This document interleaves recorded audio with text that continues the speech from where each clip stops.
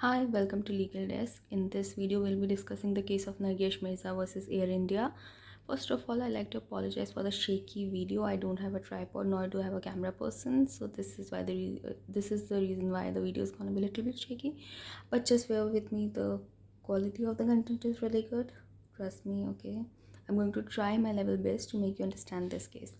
So, what happened in the case of Nargesh Meerza versus Air India? Okay, so this case imposed a challenge on the Regulation 46 and 47 of the Air India Employees Service Regulation, with the challenge being posited on the grounds that the aforesaid regulation created a substantial degree of disparity between the male, referred to as air flight pursers, and female air hostesses. Okay, so basically, what they are saying is that section or the Regulation 46 and 47 created a disparity between the male and the female staff working in Air India. So, what does the section 46 says? It says a retirement age for the staff is going to be 50 years, except an air hostess who, upon attaining the age of 35 years, or on marriage if it takes place within 4 years, or on first pregnancy, whichever is earlier, they will automatically get retired. They'll have to, their employment will be terminated. And this rule only and only was valid for the female staff, that is the air hostesses, and was not applicable on the male staff. And what does the section 47 say? The regulation 47 says that anything contained in this regulation 46, the service of any employee may, at the option of managing director, but on the employee being found medically fit, be extended by 1 year at a time beyond the age of retirement for an aggregate period not exceeding 2 years.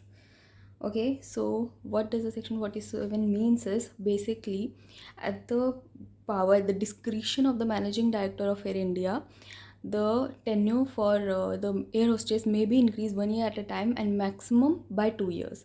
So what are the major issues in this case? The issue number one is whether regulation 46 and 47 are violative of articles 14, 15 and 16 of the Constitution of India, and thus ultra wise in whole or part.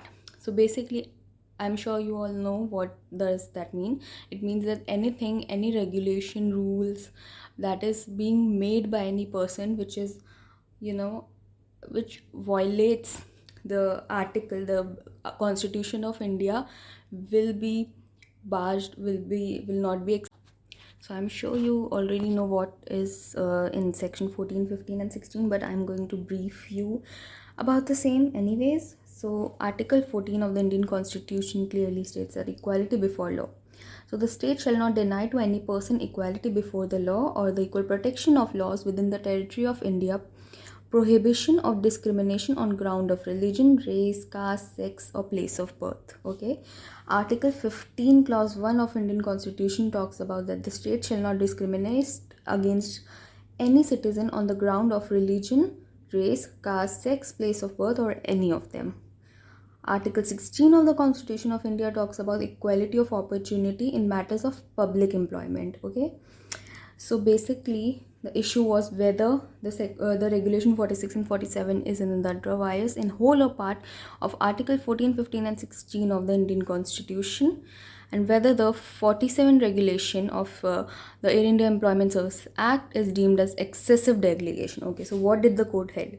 So the decision court held basically stated that it is violative, and it is in part it is violative in nature to Article 14, 15 and 16. The court held that the clauses regarding retirement and pregnancy as unconstitutional and thus ordered for them to be struck down.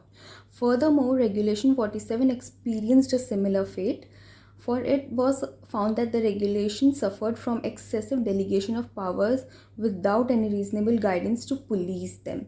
So basically, the court said that it is unfair in regard to female employees, and Air India cannot make such policies like if an air hostess gets pregnant or gets married within the 4 years of service or at the age of 35.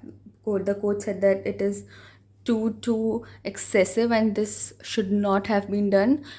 in regard to the nature of article 14, 15, 16, it is definitely in part violative, and this should be struck down.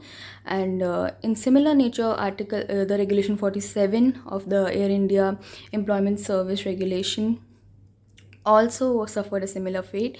The court basically held that too much power has been given to the managing director without any policing, without anyone monitoring the power, and it is deemed as excessive delegation, so it should be struck down as well.